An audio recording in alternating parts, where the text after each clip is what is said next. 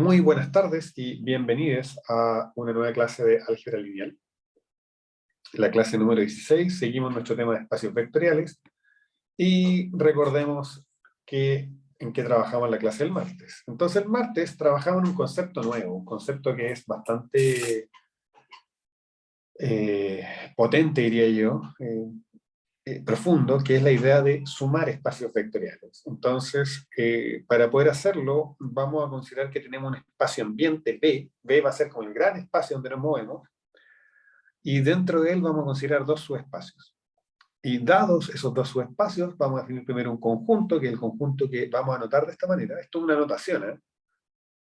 ¿Qué significa sumar dos conjuntos? Bueno, significa lo que está acá, incluso acá podría ponerle dos puntitos para insinuar de que lo que está a la izquierda es una notación que se define como lo que está a la derecha. Entonces vamos a decir, mira, voy a tomar todos los elementos de U, voy a tomar todos los elementos de W, y voy a ver todas las posibles sumas que hago entre ellos, y a eso le voy a llamar U más W. Y la clase pasada, ¿qué probamos? Probamos que este conjunto así construido es un subespacio vectorial, que es el subespacio vectorial más pequeño que contiene a los sumandos, que si U se generaba a partir de estos vectores, W se generaba a partir de estos otros vectores, entonces la suma se puede generar a partir de la concatenación de esas dos familias. Y utilizando todo lo anterior, probamos que si U y W eran ambos de dimensión finita, la dimensión de la suma también iba a ser un espacio vectorial de dimensión finita, y la dimensión de la suma iba a ser igual a la suma de las dimensiones menos la dimensión de la intersección, que ustedes en taller probaron que también era un espacio vectorial. ¿Ok? La clase pasada creo que la cerramos con este ejemplo. Comprobar que si yo tomaba U, los elementos de R3 que satisfacían esta condición, y tomábamos W, los elementos de R3 que satisfacían esta condición, entonces U más W era todo R3. ¿Cómo probamos eso? La forma de proceder fue encontrar una base para U, encontrar una base para W, luego usar este punto 3 para decir que U más W era lo generado por la aglutinación de esas dos bases, y luego probar que ese conjunto de tres vectores era linealmente independiente y por lo tanto base de todo R3, y eso nos decía que la suma tenía que ser todo R3. ¿Ya? Hoy día lo que vamos a estudiar es la suma directa de espacios vectoriales, que es un refinamiento de la suma. Definición. Al igual que antes, nos damos un espacio ambiente, B, y tomamos dos subespacios de B. Vamos a decir que la suma de U más W es directa, ¿sí? Si todo vector en la suma se descompone de manera única como un pedacito en U más un pedacito en W. Y en tal caso vamos a anotar la suma con un circulito para enfatizar que eso es una suma directa. ¿Ok? ¿Qué es lo que ocurre? Que cuando la suma no es directa, es posible un elemento de acá, de la suma de los dos, escribirlo como dos combinaciones distintas. ¿Sí? Así que acá lo que nos dice es que de alguna manera, cada vez que yo tomo un U y un W distintos, en U y W, lo que obtengo es un vector distinto. No hay dos maneras de escribir B como un elemento de U y como un elemento de W. En ese caso vamos a decir que la suma es directa. ¿Se entiende la definición? Sí, profe. ¿Ya? Hagamos un ejemplito. Entonces, imagínense que estamos en R4. ¿Ok? Y en R4 vamos a tomar U, lo generado por este vector que está acá, y W, lo generado por este otro vector que está acá. Y yo me pregunto, bueno, si yo tomo un B en la suma de esos dos, ¿será cierto que ese B tiene descomposición única? Entonces, como siempre que yo quiero testear la unicidad, lo que digo es, mira, supongamos que B se puede escribir así y que B se puede escribir así. O sea, supongamos que tuviera dos descomposiciones. Y lo que queremos probar es que en tal caso U1 es igual a U2 y W1 es igual a W2. Y entonces uno se dice, mira, U1 o el UI, cualquiera de los dos, vive en U, y los elementos de U son los múltiplos de este vector. El WI vive en W, y los elementos de WI son múltiplos de este otro vector. ¿Sí? Porque recuerden, el generado por un vector son simplemente todos sus múltiplos. Si yo miro, en R4 no lo puedo dibujar, pero supongamos que fuera como R3, digamos, y por ahí voy a tener un vector, el espacio generado por él son todos los múltiplos. Entonces, como que yo miro la recta que pasa por ese vector, porque esos son todos los puntos que yo escojo como dos veces él, una vez él, media vez él, menos dos veces él. Todo eso queda contenido en una recta.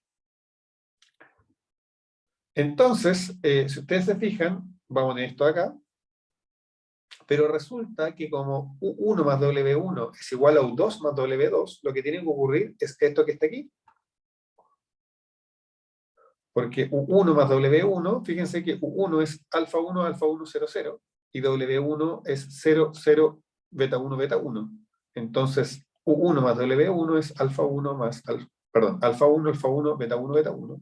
Y de la misma forma, U2 más W2 es alfa 2, alfa 2, beta 2, beta 2. Pero si estas dos cosas son iguales, la única forma en que sean iguales es que alfa 1 sea igual a alfa 2 y que beta 1 sea igual a beta 2.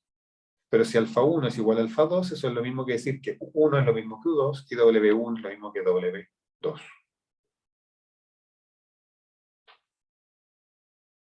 ¿Ok? Miren, vamos a hacer otro ejemplito.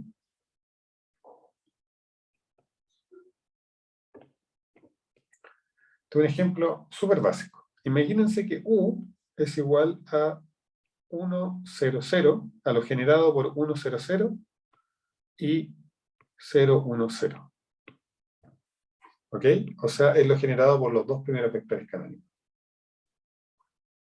Y W es lo generado por 0, 1, 0 y 0, 0, 1. ¿Ok? Entonces, bueno, si yo miro la suma, U más W es igual a R3. ¿Ok? ¿Y eso por qué? Porque fíjense que en lo generado va a estar este vector, va a estar este vector y va a estar este vector. ¿Cierto? En los dos. Y por lo tanto tengo una base R3, así que genero todo R3. ¿Qué pasa con el vector 1, 1, 1? El vector 1, 1, 1, fíjense bien que yo lo puedo escribir como 1, 1, 0 más 0, 0, 1. Y esto que está acá pertenece a U, y eso que está ahí pertenece a W. Y también lo puedo escribir como 1, 0, 0 más 0, 1, 1. Y esto pertenece a U, y esto pertenece a W. Entonces ahí tengo un ejemplo muy sencillo donde yo veo que tengo dos espacios vectoriales en los que puedo tomar un elemento de la suma que se puede descomponer de dos formas distintas. Ese tipo no es igual a ese. ¿Están de acuerdo? ¿Y eso qué es lo que me dice? Que en este caso la suma no es directa. Quedó más claro ahí la definición, ¿no? Yo creo que un ejemplo de la negación a veces ayuda. ¿Seguimos? Profe, ¿puede volver a un poquito, unas dos días para atrás, por favor? A ver, una cosa. Ah, no, una, adelante. Ahí.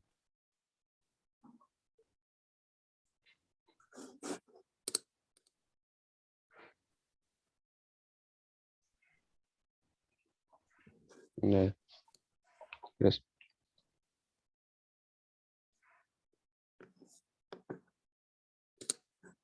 ¿Ya? Seguimos entonces.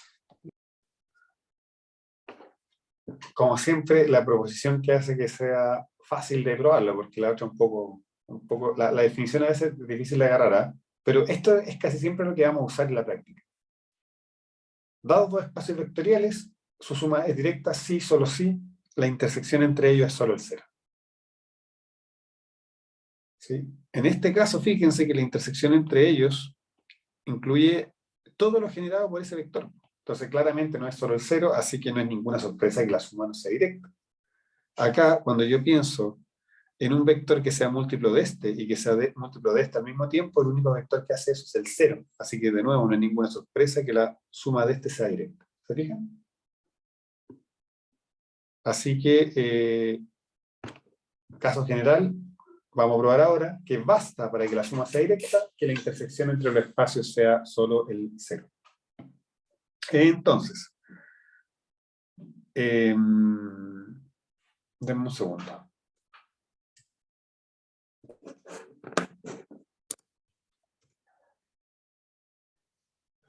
Ok, entonces, esto es una doble implicancia, así que vamos, un sí solo sí, ¿cierto? Una doble implicancia, así que vamos a partir probando de la izquierda a la derecha. Supongamos que la suma es directa y veamos que entonces la intersección es solo el cero. Y lo vamos a hacer por contradicción. Por contradicción, supongamos que un b distinto de cero pertenece a u inter W. ¿Y qué es lo que ocurre? Que u inter W es su espacio vectorial. Así que si está B, inmediatamente está menos B.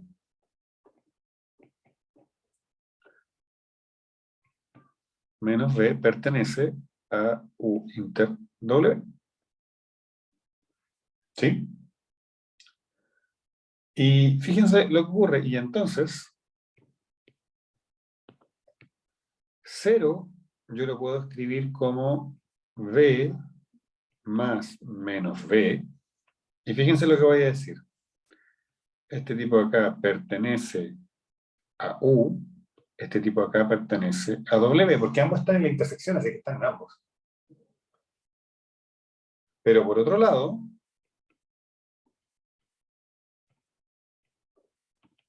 0 es igual a 0 más 0, y este también pertenece a U y este también pertenece a W.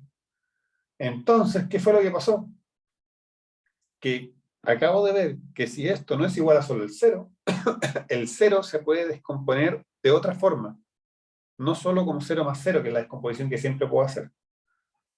¿Qué me dice eso? Eso me dice que la suma no es directa, lo que es una contradicción. ¿Ya? Y esto implica que existe un elemento, entre paréntesis el 0, que tiene dos descomposiciones.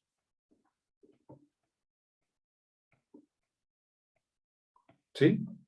Y eso es una contradicción, pues U más W es suma directa. ¿Sí? Eso lo coloqué ahí con un circulito.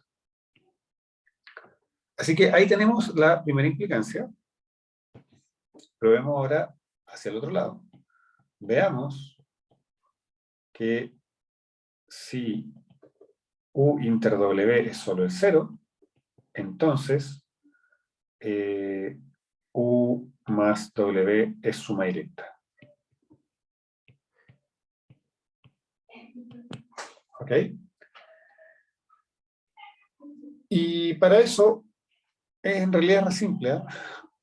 Supongamos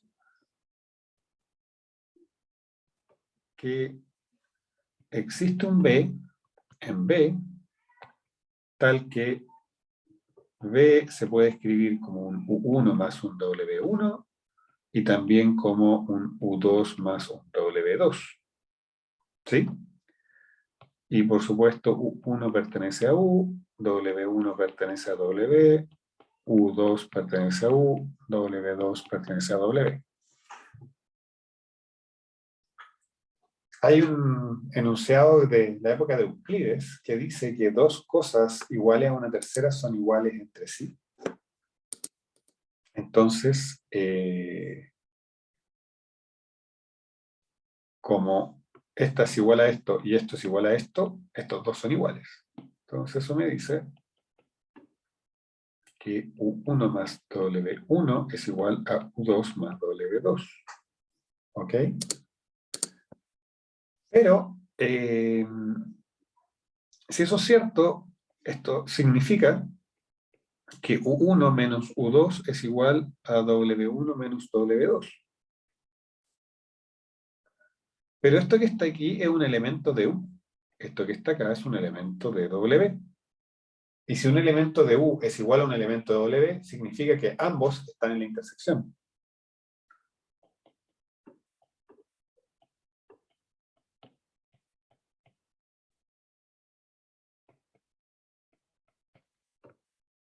¿Sí? Repito, este es un elemento de W que es igual a un elemento de U, o sea, es un elemento de U.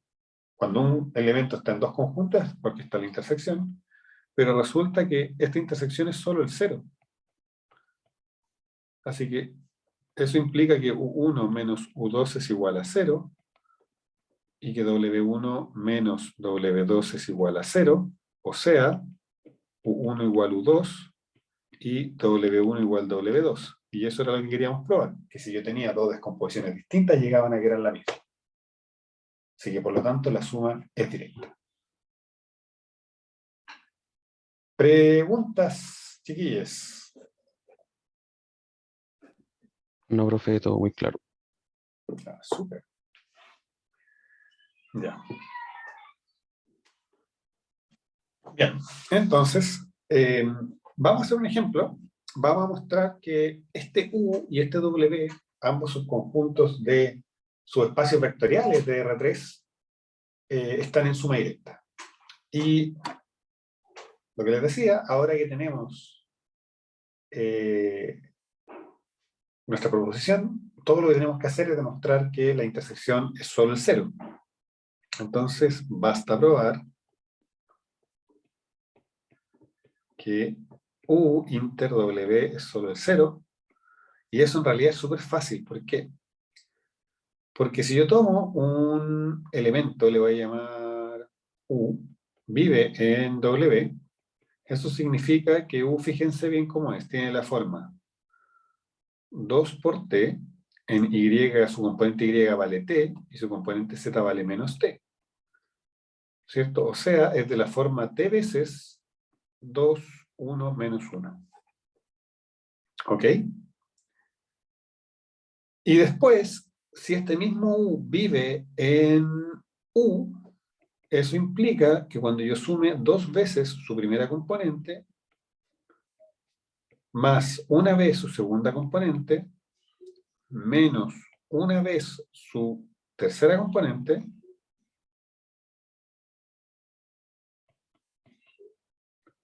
eso me da, fíjense bien, me tiene que dar 0. Pero por otro lado, eso solo ocurre, esto es 4t, 6t es igual a 0, y eso solo ocurre si t es igual a 0. Pero si t es igual a 0,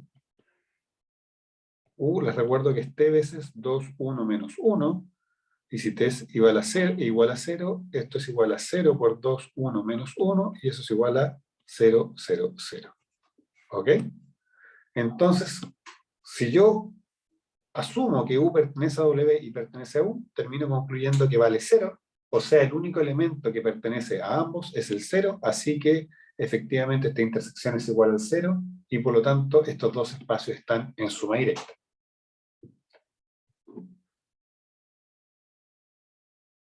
Calculemos la suma. Entonces, si yo quiero calcular la suma, lo primero que noto es que W, perdón, es el generado por este vector, porque cualquier elemento de W estoy diciendo que tiene esta forma, que es lo mismo que decir que este veces este vector. ¿Ya? Entonces estamos diciendo entonces que W es igual al generado por el vector 2, 1 menos 1, si no me falla la memoria. ¿Sí? Mientras que U, los elementos de U, satisfacen esto, que dos veces su primera componente más su segunda componente menos su tercera es igual a 0. ¿Perdón? ¿Sí? Y eso que está ahí significa que, fíjense bien, que la tercera componente se escribe como 2 veces la primera más la segunda. Y eso me dice que si U es igual a X, Y, Z, esto se escribe en realidad como X, como Y, y 2 veces X más Y. Y eso es lo mismo que decir X veces el vector 1, 0, 2, más Y veces el vector 0, 1, 1. Así, U es el generado por el vector 1, 0, 2 y el vector 0, 1, 1. ¿Sí? Y hay una consecuencia de estar en suma directa que quizás podríamos enunciarla y probarla, que es la siguiente. Como W está en suma directa con U, los vectores de W no dependen linealmente de estos que están acá. Y como estos que están acá son LI, porque yo sé de solo mirar que estos dos vectores son LI, porque este vector ahí tiene un 0 y acá tiene un 1, y eso me dice que yo no hay forma de multiplicar este para obtener este que está acá. Y cuando tengo solo dos vectores, son LI si uno es múltiplo del otro. O al revés. Acá este tiene un 0, así que no hay forma de multiplicar esto para que me dé este vector. Así como ninguno es múltiplo del otro, eso me dice que estos dos son LI. Como les digo, por estar en suma directa, este no depende linealmente de esto, eso me dice que estos tres son LI. Y por lo tanto, como la suma de U más W se va a generar por estos tres, porque les recuerdo, cuando yo tengo la suma, si yo genero los sumandos por ciertos vectores, la suma se genera por la concatenación de toda la familia. Lo que estoy viendo es que U más W se va a generar por tres vectores LI en R3, y eso me dice inmediatamente que entonces U más W es igual a R3. Y le pongo el circulito a la suma para recordar que es directa. O dicho de otro modo, si ustedes quieren más simple. Tengo estos tres vectores, me bastaría probar que los tres son LI para saber que entonces me generan todo R3. ¿Ok? Y bueno, ese es un mini ejercicio que se lo dejo a ustedes probar que esos son efectivamente LI, aunque del hecho de la suma directa se desprende también en el caso general. Vamos a introducir una nueva definición, que de hecho está un poquito motivada por la anterior, que es la definición de espacios suplementarios. Vamos a decir que cuando yo tengo dos espacios vectoriales de B, U y W, van a decirse suplementarios si pasan dos cosas. Si cuando los sumo obtengo todo el espacio ambiente y además la suma es directa, ¿sí? O sea, la intersección entre ellos es solo el cero. Pero ¿qué es lo interesante? Como nosotros sabemos que la suma directa significa que cualquier elemento de la suma se descompone de manera única como un pedacito en U y un pedacito en W, y como en este caso la suma es igual a B, lo que estamos diciendo con los espacios suplementarios es que todo elemento del espacio ambiente se puede descomponer de manera única como un pedacito en U y un pedacito en W. ¿Ok? Un ejemplo. Y un ejemplo en... Bueno, antes de ese ejemplo, noten que acá probamos eso justamente, porque este W más este U, su suma directa da todo R3, por lo tanto W y U son suplementarios. ¿Ya? Y ahora veamos otro ejemplo, y este ejemplo es entretenido porque es un ejemplo en un espacio vectorial de dimensión infinita. Y sin embargo, acá también vamos a probar que U y W son espacios vectoriales suplementarios. Entonces, lo primero, recordarle qué cosa es U. Bueno, primero, F es el espacio de las funciones reales, y U es el conjunto de todas las funciones pares. ¿Sí? ¿Se acuerdan que una función par, una que cuando yo la evalúo en menos X, me da lo mismo que valorarla en X? O sea, son las funciones que son simétricas con respecto al eje de la y, ¿no? Por ejemplo, x cuadrado es par. O la función valor absoluto. ¿Sí? O la función coseno. ¿Sí? ¿Conocen alguna otra función par?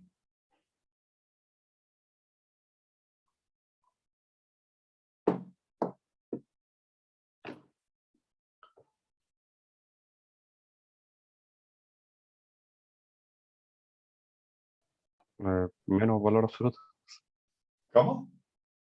Menos valor absoluto. Menos valor absoluto, sí. 2 veces x cuadrado. Bueno, de hecho, está bien, porque justamente, yo no sé si esto lo probamos ya en clase, ¿ah? O tal vez le apareció en algún taller, pero uno puede probar que U es un espacio vectorial. Eso me dice que cuando yo tomo una función par y la multiplico por cualquier número real, sigo obteniendo una función par. Y cuando yo tomo una función par, tengo dos funciones pares y yo las sumo, eso también me da otra función par. Y de la misma manera, las funciones impares son más extrañas, ¿cierto? Tienen esta condición de que f de x es igual a menos f de menos x.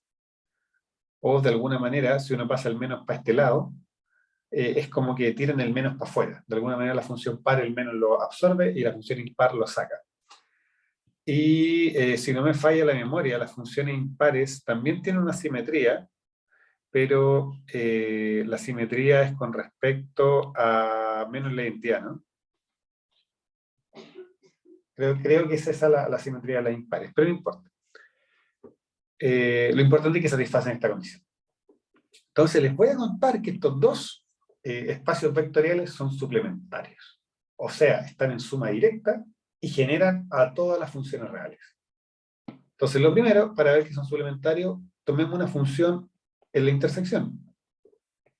Entonces fíjense que tiene que ocurrir que si f está en la intersección, tiene que ser par. Entonces f de x tiene que ser igual a f de menos x para todo x. Y por otro lado, f de x también tiene que ser igual a menos f de x. Perdón, f de menos x para todo x. Y de nuevo, haciendo que dos cosas, a ver, iguales. Claro, si yo sumo esto, no, ni siquiera eso. Si yo sumo esto, me queda entonces que 2f de x es igual a 0. Y eso implica que f de x es igual a 0 y esto vale para todo x, así que f es la función 0. Así que efectivamente el único elemento de la intersección es el 0, así que los espacios van a estar en suma directa. Pero eso no me basta para decir que son suplementarios. Si yo quiero probar que son suplementarios, yo tengo que ser capaz de mostrar que además de estar en suma directa, generan todas las funciones. Y lo que ocurre es lo siguiente, fíjense bien. Sea una función cualquiera en f, yo puedo definir una función que voy a llamar f sub i. Y f sub i de x va a ser igual a f de x menos f de menos x medios. Y voy a definir una función que se va a llamar f sub p de x, que va a ser f de x más f de menos x, perdón, me pasé, medios. ¿Cuánto vale f i de x más fp de x? Cuando yo la sumo, ¿qué obtengo?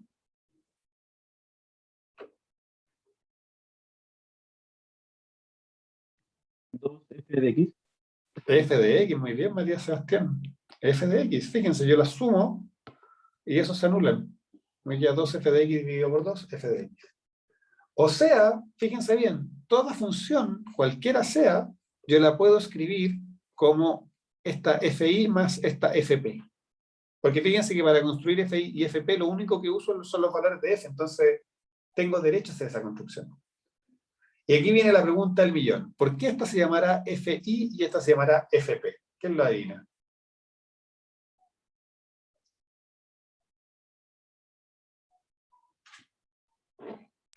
Que una es impar y la otra es par. Excelente, efectivamente. Esta que está acá es una función impar. Fíjense que si yo la evalúo en menos f de x, me queda menos fi. ¿Sí?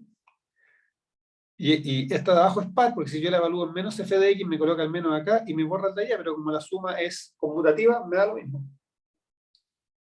¿Ok? Así que, ¿qué es lo que acabamos de probar? Fíjense bien, acabamos de probar que la intersección entre estos dos espacios vectoriales es solo el cero, y que cualquier elemento del espacio ambiente se puede escribir como un pedacito en W y un pedacito en U. Por lo tanto, W más U es igual a todo F, están en suma directa, así que vamos a decir que W y U son espacios vectoriales suplementarios. ¿Qué les parece el ejemplo?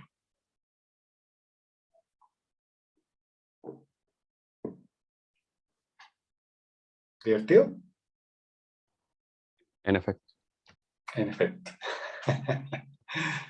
Ya, miren.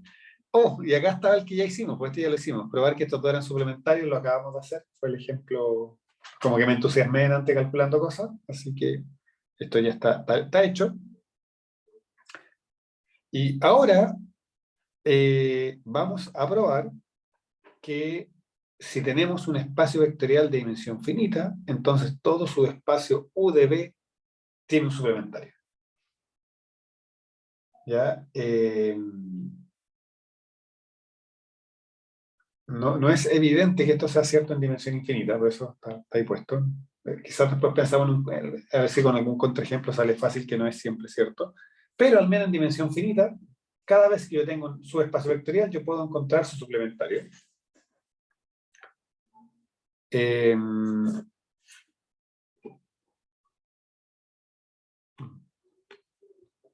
la verdad es que es súper sencilla la demostración, ¿eh? Son de estas cosas que suenan muy difíciles, pero en realidad es muy sencilla la demostración por lo siguiente. Sabemos que existe una base de U, beta U, base de U. Y ese beta U lo vamos a decir que es un U1, U2, hasta un U sub K. ¿Están de acuerdo? Nosotros ya vimos que todo espacio vectorial de dimensión finita tiene base. Y U es un espacio vectorial de dimensión finita, así que tiene base, porque está metido en otra dimensión finita. Y acá está lo que yo les decía. Cuando yo miro beta U como subconjunto de U, es una base. Y, a ver, Sofía, ¿me podrías contar qué significa que esto sea una base?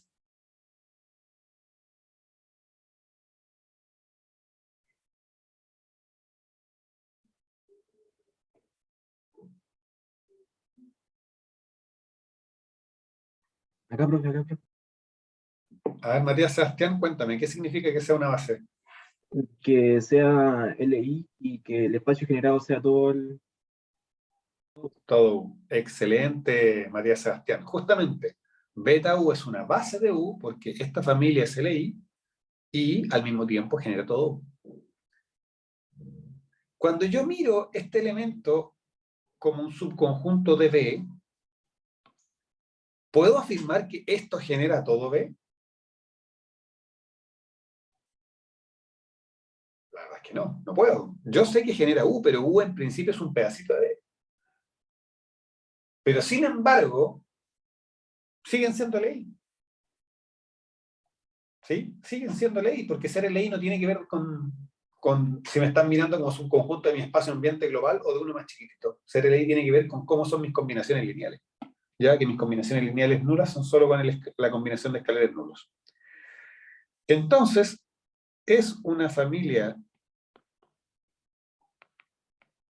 LI. Y bueno, nosotros vimos que toda familia LI se podía completar una base. Entonces podemos decir que existe, que los voy a llamar VK más 1, VK más 2, hasta Vn. Puede ser que los que me faltan sean 1, incluso podría ser ninguno, ¿ya? Porque yo no estoy diciendo que U sea un subespacio estricto de B. Pero, en cualquier caso, una cantidad finita de ellos. Y fíjense qué es lo que ocurre. Que si llamamos S al generado por estos vectores, nosotros sabemos lo siguiente, sabemos que U más S es el generado por U1 hasta UK por VK más 1 hasta Vn. Ah, y acá no puse que netan eso es que completan. A ver, voy a ordenarlo, lo dije pero no lo anoté, a ver, déjenme.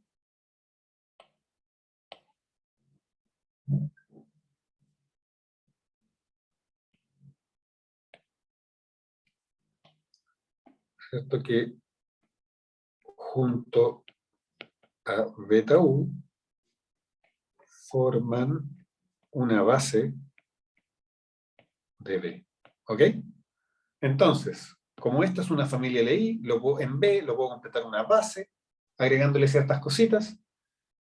Y si después yo miro lo que genera lo que me faltaba para hacer base, bueno, a eso le llamo S, y U más S yo sé que va a estar generado por todos ellos, pero estos bichitos estoy diciendo que son una base de B. Por lo tanto, eso es igual a B. ¿Sí? Así que lo único que nos falta ver es que esta suma es directa. ¿Sí? Si esa suma es directa, entonces inmediatamente lo que yo llamé S es el suplemento de U. ¿Ok? Entonces, falta ver que la suma es directa. ¿Ok? Chum, chum, chum, chum. Pero eso equivale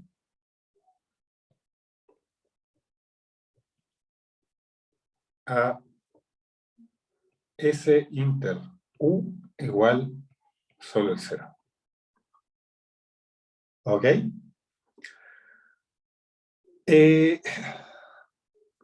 Entonces, tomemos un elemento de la intersección.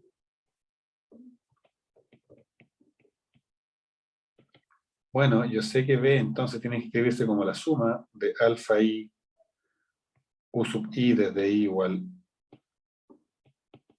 hasta acá. Y por otro lado, si está la intersección, está en U también, perdón, está en S, entonces la suma desde I igual K más 1 hasta N de beta I B sub I. ¿Ok?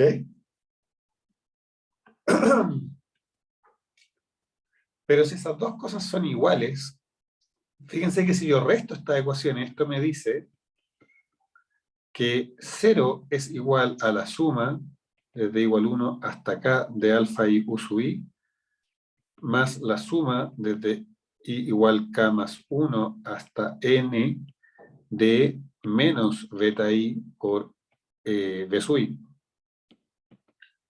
Pero fíjense que esto que está acá es una combinación lineal de todos estos elementos. Y todos estos elementos, por definición, por construcción, son una base de B y por lo tanto son una familia LI. Y cuando yo tengo una combinación lineal de una familia LI que vale 0, eso significa que alfa I es igual a 0 y es igual a beta I para todo I. Perdón, a 0 para todo I igual 1 hasta acá. Y beta I es igual a 0 para todo I igual K más 1 hasta N. Así que efectivamente, S intersección B es solo el 0, ¿ya? Porque si alfa, todos los alfa valen 0 y todos los betas valen 0, significa que B es igual a 0. ¿Ya? Así que, y partimos diciendo que B era un cualquiera en la intersección, entonces probamos que cualquiera en la intersección es igual a 0, o sea, la intersección es solo el 0 y por lo tanto los espacios están en suma directa.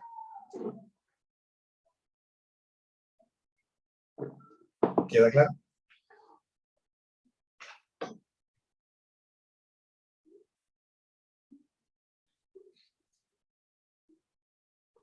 Sí, profe, claro. Ya. Entonces, vamos a hacer ahora un ejercicio, o un ejemplo.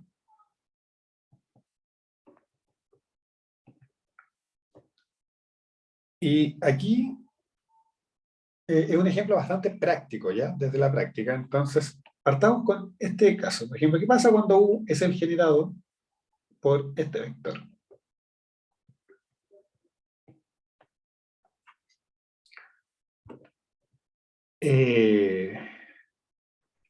Pregunta, ¿dónde vive U? U es un conjunto de quién? R4. De R4, muy bien. ¿Sí? Es un pedacito de R4, así que es un subespacio vectorial de un espacio en dimensión finita, así que tiene suplementario. ¿Cómo lo encontramos?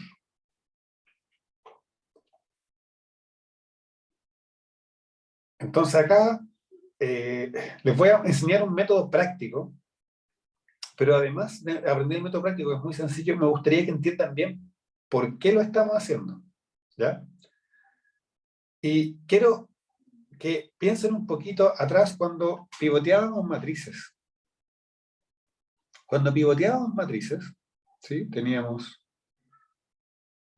filas,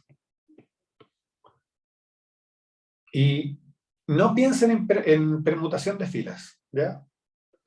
Sino el otro pivoteo. El otro pivoteo lo que hacíamos era, fíjense bien, tomar una fila, multiplicarla por algo y agregarla a otra fila. ¿Están de acuerdo? Y eso es lo mismo que decir, tomo este vector, que está acostadito, si mi vector estuviera acostadito, lo multiplico por un escalar y lo agrego acá. O sea, lo que estoy haciendo ahí es una combinación lineal entre esta fila y esta fila. Y si fueran vectores que los puse acostaditos, estaría haciendo combinaciones lineales entre este vector y este vector. ¿Y qué significa si en algún minuto yo llego a una fila de ceros? Bueno, significa que cuando yo empecé a combinar estos vectores que estaban antes, en algún minuto repliqué el vector que tenía acá, pero con signo menos. Y por eso este se anuló. O dicho de otra forma, eso significa que este vector era combinación lineal de los anteriores. ¿Ok? Entonces, ¿qué es lo que pasa? Que acá nosotros lo que queremos lograr es encontrar primero una base para U y luego completar eso a una base de R4.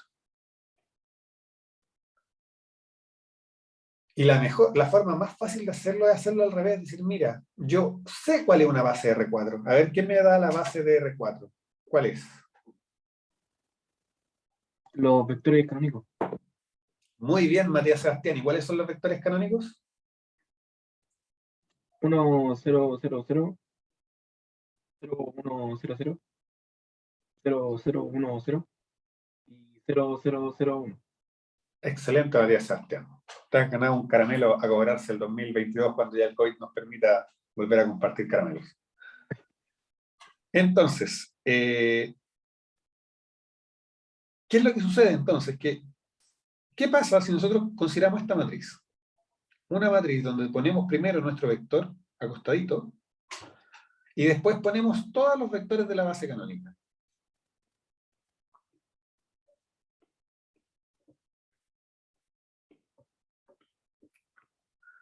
¿Qué es lo que sucede? Sucede que inevitablemente en estos 5 vectores hay uno que tiene que sobra. No pueden ser LI, porque yo sé que son vectores de tamaño 4 y ahí hay además 4 vectores LI.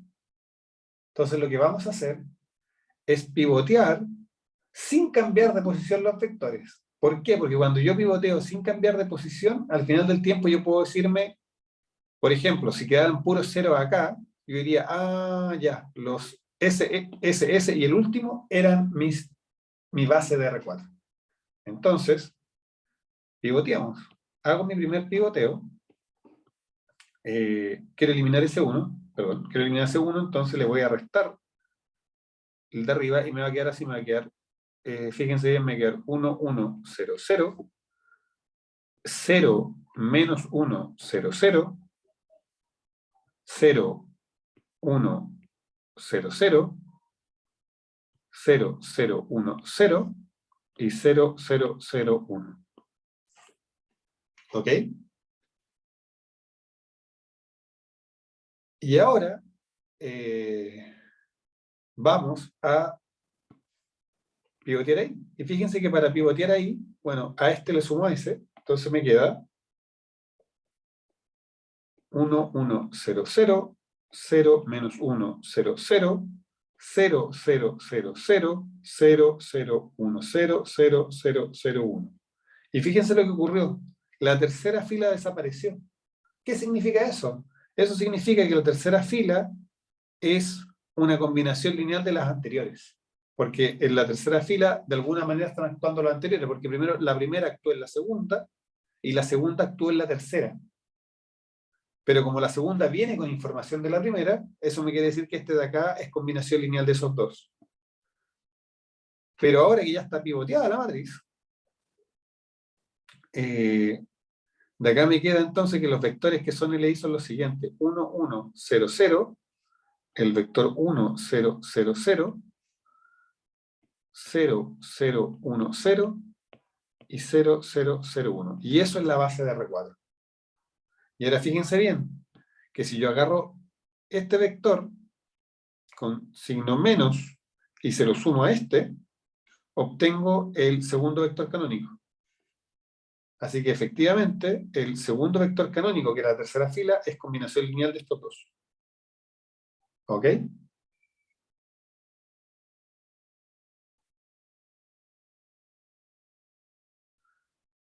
Así que tenemos que eso es una base de R4 y por lo tanto el suplementario de U, en este caso S, es el generado por los vectores 1, 0, 0, 0, 0, 0, 1, 0 y 0, 0, 0, 1.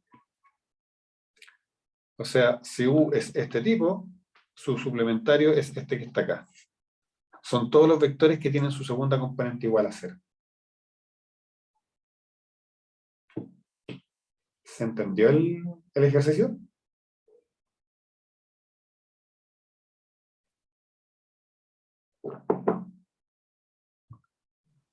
Sí, profe.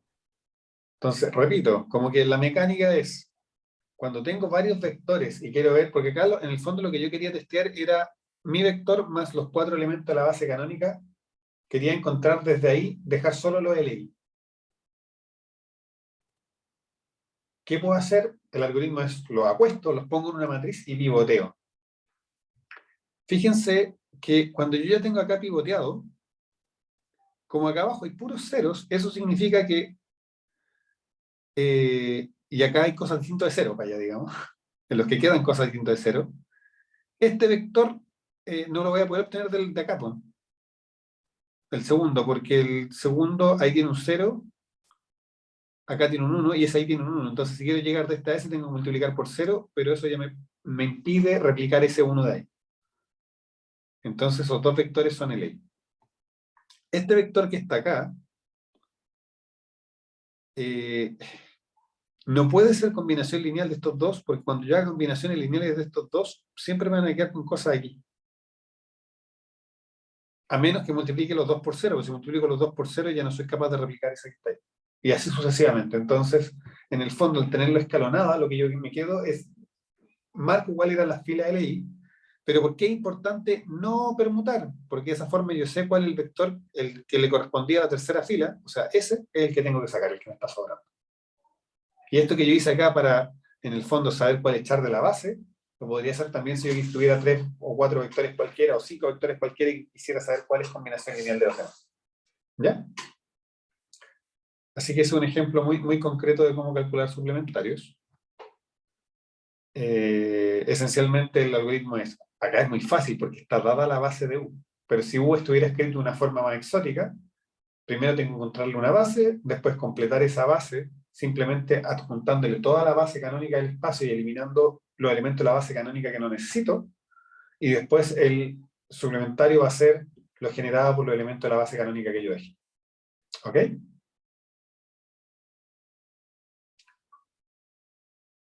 ¿Tienen alguna pregunta, chiquillos? ¿O se entendió bien? Bien, profe. Ya. Bien, con esto terminamos la clase de hoy. Como siempre, muchas gracias por haberse conectado y nos vemos en la próxima clase.